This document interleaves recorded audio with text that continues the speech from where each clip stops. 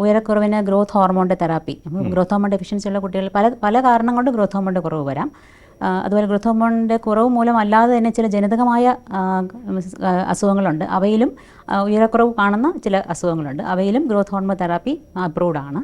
അപ്പോൾ അത് നമുക്കിവിടെ നമ്മൾ ചെയ്യുന്നുണ്ട്. പിന്നെ തൈറോയ്ഡ് ഭാഗമാണെങ്കിൽ തൈറോയിഡിൻ്റെ ട്രീറ്റ്മെൻറ്റ്, അപ്പം ന്യൂ ബോൺ ബേബി മുതൽ നമുക്ക് തൈറോക്സിൻ്റെ മെഡിസിൻ കൊണ്ട് ഈ ഹൈപ്പോതൈറോയിഡിസം വളരെ അത്യാവശ്യമായി ട്രീറ്റ് ചെയ്യേണ്ട ഒരു കണ്ടീഷനാണ്. കാരണം ചികിത്സിക്കാതെ പോവുകയാണെങ്കിൽ ബുദ്ധിമാന്ദ്യം പോലെയുള്ള സിറ്റുവേഷനിലേക്ക് എത്തിച്ചേരാൻ പറ്റുന്ന ഒരു കണ്ടീഷനാണ് കൺജനറൽ ഹൈപ്പോതൈറോയിഡിസം. അപ്പം നേരത്തെ കണ്ടുപിടിക്കേണ്ടതും ചികിത്സ എത്രയും പെട്ടെന്ന് ആരംഭിക്കേണ്ടതും വളരെ ഇമ്പോർട്ടൻ്റ് ആയിട്ടുള്ളൊരു അസുഖമാണത്. ഡയബറ്റീസിന്, ടൈപ്പ് 1 ഡയബറ്റീസിന് ഇൻസുലിൻ ലൈഫ് ലോങ് ആയിട്ടുള്ള ഇൻസുലിൻ ചികിത്സയാണ്. പലതരത്തിലുള്ള ഇൻസുലിൻസും ഇൻസുലിൻ പമ്പ് പോലെയുള്ള ഡിവൈസസ് അതൊക്കെ നമുക്കിവിടെ ലഭ്യമാണ്. ടൈപ്പ് 2 പ്രമേഹ രോഗത്തിന് നമുക്ക് ജീവിതശൈലിയിലുണ്ടാകുന്ന നല്ല രീതിയിലുള്ള മാറ്റങ്ങൾ കൊണ്ടുവന്നാൽ ഒരു പക്ഷേ മരുന്നുകളോ ഇൻസുലിനോ ഇല്ലാതെ തന്നെ ഡയബറ്റീസ് നമുക്ക് വളരെ ഫലപ്രദമായിട്ട് ചികിത്സിച്ച് ഭേദമാക്കാൻ സാധിക്കും.